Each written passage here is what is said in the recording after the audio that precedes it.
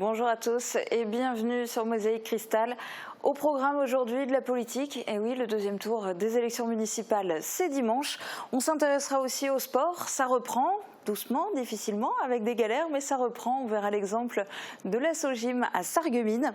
Du côté des animaux, mais on va s'intéresser à ceux qui en ont le plus besoin, ce sont les animaux abandonnés qui sont au refuge de la SPA de Sarreguemines.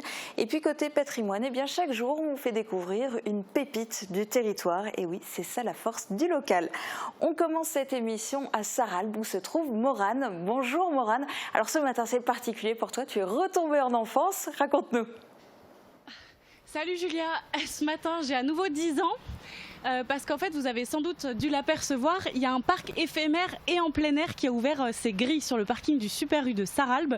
Alors c'est le Lucky Park au programme, trampoline, labyrinthe, jeux aquatiques, enfin bref vous le verrez tout à l'heure, je me suis prêtée au jeu et un peu plus tard on aura le gérant Pascal Messier qui répondra à nos questions. Moi je te laisse parce que je vais en profiter un petit peu quand même, voilà, à tout à l'heure. Et tu as bien raison, merci Morane et puis merci à Thibaut aussi pour les images. On vous laisse donc profiter des attractions et revient vers vous dans quelques instants. Place d'abord au Flash Info du jour.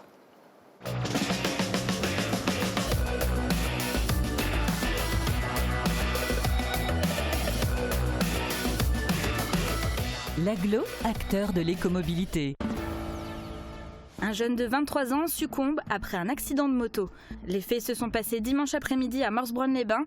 Pour des raisons encore inconnues, le jeune homme, habitant de Philippsbourg, a chuté lourdement en descente dans un virage. Son pronostic vital était engagé et malheureusement, il est décédé.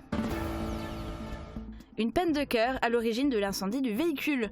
La semaine dernière, dans la nuit du 15 au 16 juin, un véhicule a été incendié au centre-ville de Bitche. 4 jeunes hommes âgés entre 20 et 30 ans ont été depuis interpellés. L'un d'entre eux aurait en effet décidé de brûler la voiture du nouveau petit copain de son ex-compagne. Un temps menacé, le ticket sport culture aura finalement bien lieu. C'est une information réjouissante pour les enfants de 4 à 18 ans de Sarreguemines et des environs. Le coronavirus n'aura pas eu raison de cette manifestation qui permet aux jeunes de découvrir et de pratiquer de nombreuses activités. Cerise sur le gâteau, cet été, la participation à l'événement serait gratuite. Le Lucky Park s'est installé à Sarralbe. Il s'agit d'un parc d'attractions éphémère ouvert de 11h à 20h, absolument tous les jours, même dimanche et jours fériés, jusqu'au 23 août. Il est situé à Sarralbe sur le parking de l'enseigne Super U, rue de Strasbourg.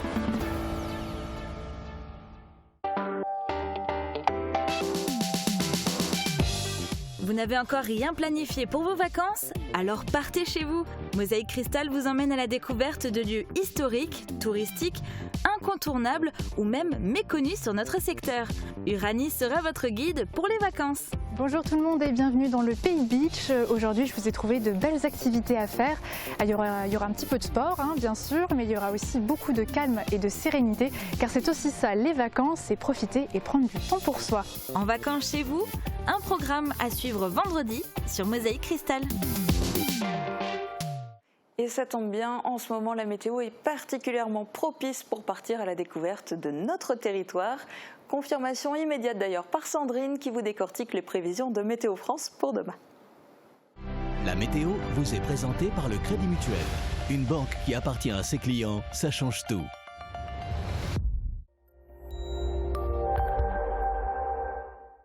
On prend les mêmes et on recommence pour notre plus grand plaisir. Le soleil continue de briller sans interruption et les températures vont grimper jusqu'à 30 degrés en journée. C'est le moment de ressortir le parasol et la crème solaire si ce n'est pas encore fait. Demain nous serons le jeudi 25 juin, nous fêtons les prospères. Le soleil brillera de 5h28 à 21h40. Je rends l'antenne à Julia, bonne fin de programme et à demain.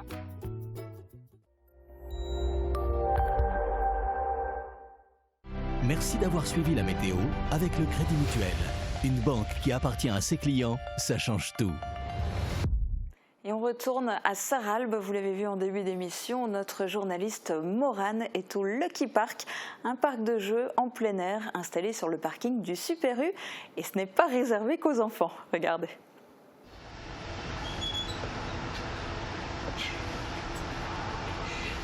Je vais tomber. tomber, je vais tomber. On retombe peu à peu en enfance. Depuis samedi dernier, le Lucky Park a ouvert ses grilles sur le parking du Super U à Sarralbe. Au total, 7 activités telles que du trampoline, un labyrinthe, des bouées ou encore un parcours aquatique. Pendant 2 mois, les enfants vont pouvoir venir s'amuser en accès illimité pour 8 € la journée. Avec la crise sanitaire, les places sont limitées et les distanciations physiques sont respectées. Le port du masque est recommandé mais pas obligatoire puisque c'est une activité en plein air. Des points d'eau pour se laver les mains sont disponibles ainsi que du gel hydroalcoolique. Le parc est ouvert de 11h à 20h, 7 jours sur 7. Les manèges sont là jusqu'à fin août. Profitez-en.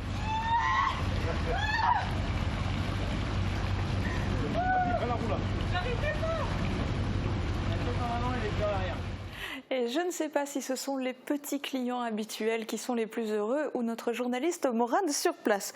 Mais bon, un peu de sérieux après cette petite escapade au Pays des Enfants. Morane est maintenant en compagnie du propriétaire de la structure. Oui Julia, comme tu l'as dit, maintenant je me trouve avec Pascal Messier. Bonjour. Bonjour. Alors dites-nous, vous êtes installé ici sur le parking du Super U. Pourquoi ici? Déjà parce que j'habite Sarralbe et il n'y avait aucune fête foraine dans le coin qui était prévue pour le moment. Comme tout était annulé, alors avec 2-3 copains et un cousin à moi, il avait tous ces manèges qui traînaient, qui étaient rangés. Alors pourquoi pas faire un petit parc d'attractions à 8 € l'entrée, c'est abordable pour tout le monde. Et comment est-ce qu'on respecte les mesures de sécurité avec un parc d'attractions et notamment avec les enfants? Ça va très bien parce qu'à l'entrée, il y a un sens de circulation. Et jusqu'à 11 ans, on est obligé de mettre un masque. Et presque devant chaque manège, on a un gel hydroalcoolique et on a un lavabo à l'entrée qui puisse se laver les mains. Et les manèges sont désinfectés chaque fois que le gamin descend puis qu'il remonte. Voilà. Et là, vous êtes ici jusqu'au 23 août, vous m'avez dit. Quelle est la prochaine étape? La prochaine étape, on va continuer à faire les fêtes foraines si ça se débloque. Et si ça marche bien pour cette année, au mois d'août, l'année prochaine, on fera pareil, en mieux. Super, en tout cas, on a hâte. Donc comme je l'ai dit tout à l'heure, vous pouvez en profiter jusqu'au 23 août. Les tickets, vous pouvez les acheter au Super U ou directement à l'entrée. Merci Morane pour ces précisions et pense quand même à revenir travailler s'il te plaît. Partons maintenant à la rencontre de nos amis les animaux. La SPA a lancé sa toute nouvelle campagne contre l'abandon, mais la crise sanitaire n'a pas aidé pour les adoptions. Pour faire le point sur la situation, Thibaut Desmerlet est allé rendre visite aux pensionnaires du refuge à Sarreguemines. Du coup, ça c'est Black, un croisé labrador braque qui est arrivé d'un autre refuge SPA il y a 1 an et demi environ, qui a été abandonné. C'est un chien très gentil avec les gens qui connaît bien, méfiant envers des inconnus, du coup assez gardien. Black fait partie des 23 chiens et 45 chats qui sont actuellement au refuge de la SPA à Sarreguemines. Comme nous, ils ont dû subir des effets provoqués par la crise sanitaire, les adoptions ont fortement diminué dès les premières semaines du confinement. L'équipe de refuge avait peur de subir une vague d'abandon massive durant cette période. Les personnes craignaient une transmission du virus via le contact des animaux. Il fallait donc rassurer le public et répondre à leurs interrogations. Il y a eu un très léger pic d'abandon. Un dispositif a donc été mis en place pour désaturer les refuges. C'est pour ça qu'on a fait beaucoup de démarches aussi pour avoir le droit de faire des adoptions exceptionnelles dans un contexte très particulier. Donc on a eu, heureusement, le ministère nous a autorisé à faire les adoptions solidaires. Il y a eu plus de 2000 animaux adoptés comme ça. Au moment du déconfinement, le matériel et les produits comme des couvertures ou du pâté venaient à manquer. Les stocks se sont presque vidés. Il fallait donc lancer un appel aux dons au plus vite. Les donateurs ont répondu présents. Donc on a fait des appels aux dons une fois que le déconfinement a eu lieu pour pouvoir pallier à ça parce que pareil pendant la période du confinement on aurait dû faire des collectes dans des supermarchés qui ont dû être annulés. Au début du mois, les adoptions ont commencé à bien reprendre. Le refuge à Sarreguemines doit faire face cette année à une énorme arrivée de chatons et à un besoin de nourriture pour chats. La sensibilisation joue donc un rôle très important. La nouvelle campagne contre l'abandon a déjà été lancée. Les images placent le spectateur du point de vue de l'animal. Voilà, d'un côté, on espère qu'ils puissent se mettre un petit peu à la place des animaux et peut-être éviter quelques abandons de cette manière.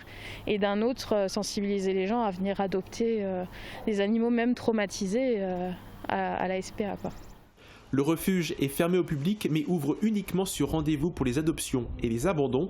Le site a dû adopter de nouvelles règles sanitaires, limitation du nombre de bénévoles, accueil à l'extérieur, gel hydroalcoolique et port du masque obligatoire entre autres.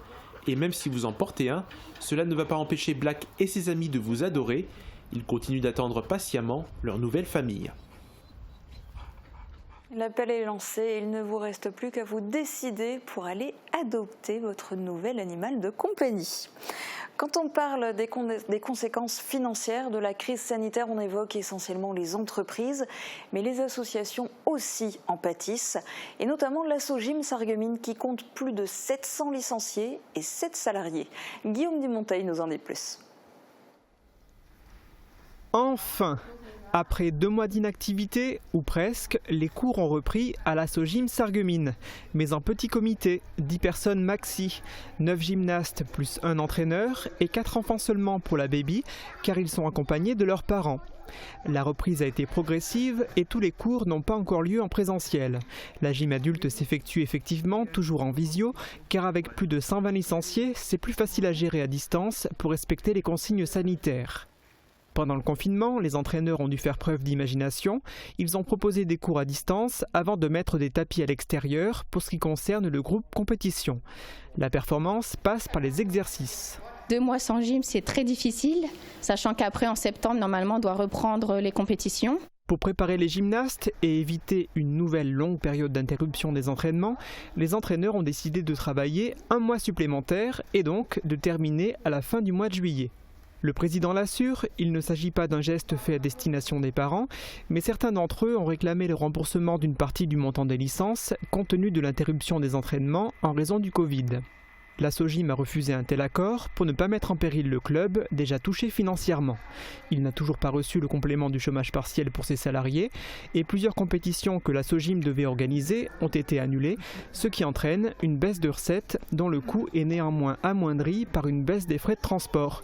Les compétiteurs du club ne se sont pas rendus cette année sur les lieux où devaient se dérouler leurs épreuves de niveau national. On perd un peu d'argent, c'est sûr, mais on n'est pas dans la misère, hein, loin de par rapport à d'autres clubs ou par rapport à des entreprises où c'est beaucoup plus grave. Le club espère que la saison prochaine se déroulera normalement, qu'il n'y aura pas une baisse importante du nombre de licenciés et que les événements sportifs et festifs qui rythment la vie du club pourront cette fois avoir lieu. Certains sont en campagne pendant que d'autres sont en promenade. C'est un peu le résumé de ce qui va suivre au programme Balado Valdec et campagne pour les municipales à Beach. A tout de suite. La collecte des déchets chez vous ou en déchetterie, un service pour tous au pays de Beach.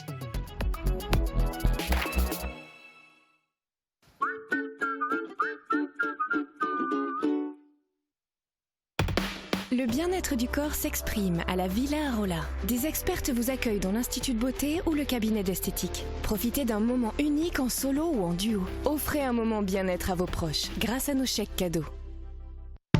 Chez AVS Santé, nous favorisons le maintien à domicile à travers 3 domaines d'activité. Le transport, l'aide à domicile, la distribution et l'installation de matériel médical.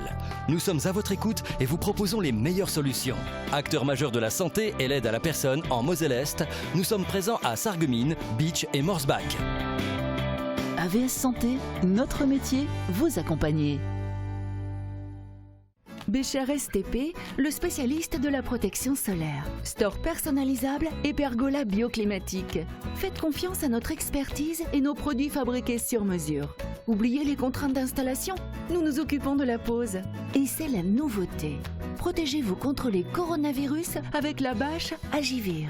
Modulable et adaptable à tous les environnements, elle élimine naturellement le virus sans désinfection. Bécher, le savoir-faire de père en fils depuis 1933. Ne cherchez plus, le roi des vins est à Stirin-Wendel. Plus de 2000 références de vin, une large gamme d'épiceries fines et des idées cadeaux pour chaque occasion. Le roi des vins, c'est du choix, des prix et des conseils. Le roi des vins à Stirin-Wendel, où choisir devient un plaisir. Envie d'une nouvelle voiture ? Go Car Bike, c'est plus de 25 ans d'expérience et une équipe de passionnés qui est là pour vous guider dans votre projet. Confiez-nous votre recherche personnalisée et qui sait, peut-être que votre bonheur se trouve déjà sur notre parc. Pour rouler l'esprit tranquille, optez pour nos solutions de financement avec extension de garantie jusqu'à 6 ans. N'attendez plus, venez nous rencontrer au 18 rue des Bouvreuils à Sarreguemines. Un décor cosy et chaleureux, une équipe sympathique, une cuisine faite de produits frais, une vue magnifique sur le golfe de Sarreguemines. Le Green, le restaurant qui ne manquera pas de vous séduire.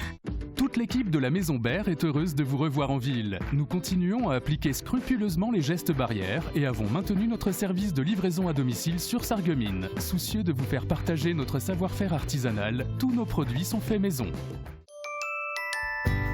Vous êtes salarié? Votre patron peut vous récompenser par des chèques cadeaux à dépenser dans plus de 60 commerces sarregueminois. Pour l'entreprise, ce sont 0% de charges sociales et fiscales et 0% d'impôts. Shop in Sarreguemines. C'est sympa, astucieux et innovant. Parlez-en autour de vous.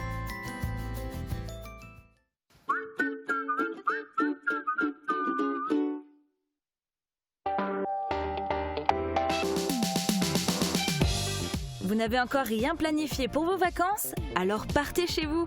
Mosaïque Cristal vous emmène à la découverte de lieux historiques, touristiques, incontournables ou même méconnus sur notre secteur. Uranie sera votre guide pour les vacances. Bonjour tout le monde et bienvenue dans le Pays Beach. Aujourd'hui, je vous ai trouvé de belles activités à faire. Il y aura un petit peu de sport, bien sûr, mais il y aura aussi beaucoup de calme et de sérénité, car c'est aussi ça, les vacances, c'est profiter et prendre du temps pour soi. En vacances chez vous, un programme à suivre vendredi sur Mosaïque Cristal. Et hier sur Mosaïque Cristal, vous avez eu droit à une balade virtuelle autour du château du Falkenstein. On ne pouvait pas laisser de côté son célèbre voisin, le château du Waldeck. Petite visite des lieux dans cette carte postale qui est signée Catherine Henrich.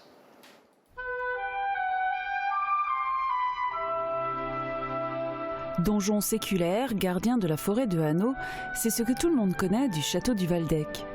Il n'en a pas l'air comme ça, mais le château du Waldeck est bien plus imposant qu'on ne le pense. Érigé au XIIIe siècle, il s'étend sur une barre rocheuse de plus de 300 mètres de long, soit bien plus grand que son voisin le Falkenstein. Le Waldeck aurait été construit par Ferry III, duc de Lorraine. Ce dernier, en conflit avec l'évêque de Strasbourg, avait tout intérêt à ériger une forteresse en ce lieu stratégique. Le Waldeck se trouve en effet entre l'axe Buxwiller-Pirmasens et l'axe Bitche-Wissembourg. Mais après avoir cédé le comté de Bitche au comte de Deux-Ponts, le duc de Lorraine se désintéresse de la région. Le Waldeck passera de main en main pour revenir au Hanau-Lichtenberg au XVIe siècle. Après, on n'entend plus parler de lui.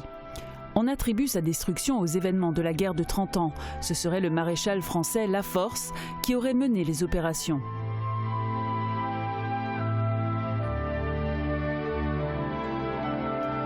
Aujourd'hui, on n'accède qu'à une toute petite partie du rocher, l'extrême est, très escarpé, étant réservé à l'escalade. Jusqu'à la fin du XIXe siècle, il émergeait de la canopée 2 tours, mais l'une d'elles a été victime de la foudre. L'autre, restaurée par le club vosgien vers 1900, n'est visible que de l'extérieur aujourd'hui. Le magnifique point de vue qu'elle offrait aux visiteurs avant 1999 n'est plus accessible depuis les travaux de sécurisation du site. Veilleur de la forêt, le Waldeck est aux randonneurs ce que l'étoile polaire est aux marins. Un guide, un point de repère, et tant qu'il est là, on n'est jamais perdu.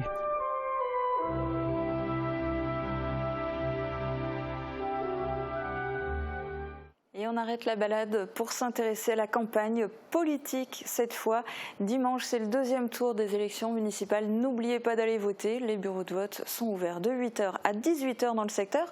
Ceci dit, vous n'êtes pas tous concernés puisque dans le secteur, beaucoup de communes ont vu le conseil municipal être désigné dès le premier tour des élections. Alors pour ce second tour, il reste 12 communes dans l'arrondissement, 12 communes auxquelles on va s'intéresser. Vous pourrez voir les résultats dimanche soir en direct sur Mosaïque Cristal. Et parmi ces 12 communes, il y en a 3 de plus de 1000 habitants, dont Bitche. c'est la commune vers laquelle se tournent tous les regards. Ils sont 3 encore en lice à briguer la mairie de Bitche. Alors aujourd'hui sur Mosaïque Cristal, c'est au tour de Benoît Kieffer d'avoir 10 minutes pour convaincre. Je vous laisse découvrir son programme et je vous donne rendez-vous demain dès midi en direct. Très bonne journée à tous.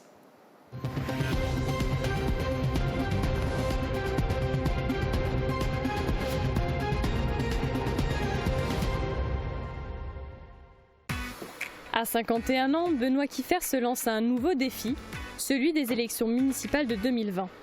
Notaire assistant de formation, c'est par amour de sa ville qu'il crée la liste électorale Bitche au cœur du pays de Bitche.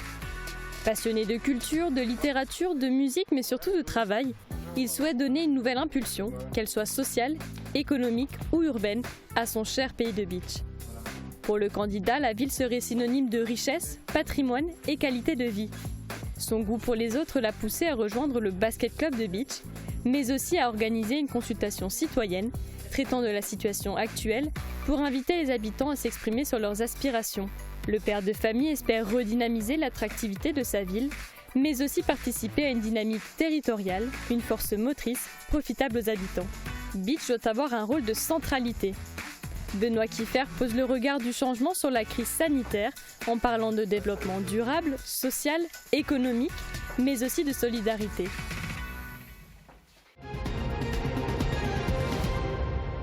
La liste Bitche au cœur du pays de Bitche est arrivée en tête dans 4 des 5 bureaux de vote. Elle est arrivée en tête du scrutin avec une majorité de 42% des suffrages exprimés. Rien n'était gagné, nous étions 4 listes en présence. J'explique notre arrivée en tête par notre programme, qui est un programme clair, sincère, et par la richesse de compétences et le potentiel de notre équipe. Est-ce que la crise sanitaire a finalement changé votre regard et apporté des modifications sur l'orientation de votre programme? Alors l'axe majeur de notre programme reste l'attractivité. Nous souhaitons redonner une vitalité à la ville, redynamiser la ville au point de vue social, économique et urbain, mais les orientations restent les mêmes, elles sont simplement renforcées et adaptées au contexte nouveau. Donc je pense à l'école, à la promotion de la santé, au soutien du commerce, des associations, de l'emploi, de la mobilité, des modes de travail. Donc tous ces secteurs qui ont subi des contraintes et qui ont dû et qui devront encore s'adapter à cette situation. Alors, il y a dans votre programme des initiatives, on va dire, utiles et incontournables qu'il faut absolument entreprendre à Bitche. Les plus importantes seraient lesquelles? On a élaboré un programme où toutes nos propositions sont utiles. Définir celles qui sont incontournables, c'est les prioriser. Alors la santé, c'est bien plus déjà qu'une priorité, c'est un enjeu, c'était déjà un enjeu avant la crise, c'est un enjeu aussi après la crise. Le problème à Bitche que nous avons, c'est la pénurie de médecins. Donc nous avons plusieurs leviers pour renforcer la médecine de ville. C'est soit de créer une maison de santé, ce à quoi je suis favorable, mais le dossier de la maison de santé va mettre du temps dans son élaboration, dans son financement et dans sa création. Donc ce que nous proposons, c'est dès le lendemain de l'élection d'aménager un local pour accueillir des médecins généralistes ou spécialistes et de rechercher des médecins pour occuper ce local.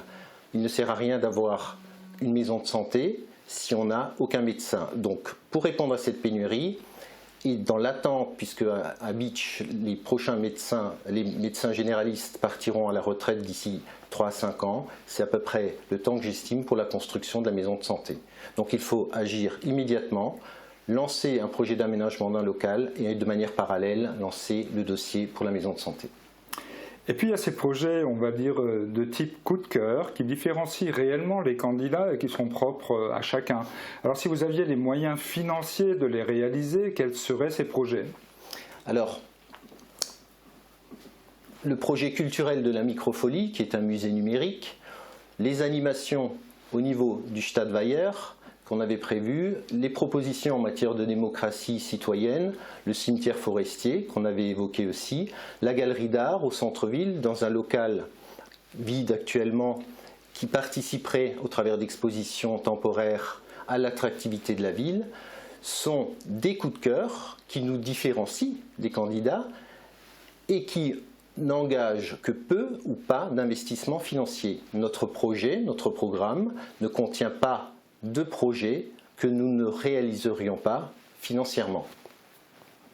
Il nous reste encore à peu près 5 minutes. Alors on est rarement les deux. Est-ce que vous diriez que vous êtes plutôt un homme de projet plutôt qu'un gestionnaire ou est-ce l'inverse? Il faut les deux aspects. Il faut être gestionnaire sur l'existant et donc la ville de Bitche a un patrimoine, des sites, des bâtiments communaux qu'il faut entretenir, dont il faut s'occuper. Mais la ville de Bitche a aussi besoin de projets. Elle a besoin d'un homme, ça aurait pu être une femme, de projets pour apporter des nouveautés. Et donc je me situe dans cette ligne d'être un homme de projet, mais pas seulement, mais aussi un homme de réalisation. La ville de Bitche n'a pas suffisamment de résidences pour accueillir nos aînés, donc je proposerai la construction de résidences pour nos seniors, mais nous initierons également des résidences pavillonnaires pour loger nos aînés dans des conditions qui sont similaires à l'accueil ou au maintien à leur domicile. Nous avons d'autres initiatives en termes économiques. Nous avions proposé la création d'un tiers-lieu, donc les espaces de travail partagés pour les télétravailleurs, pour les travailleurs indépendants, pour les travailleurs isolés. C'est aussi une réponse au problème de l'enclavement de notre territoire.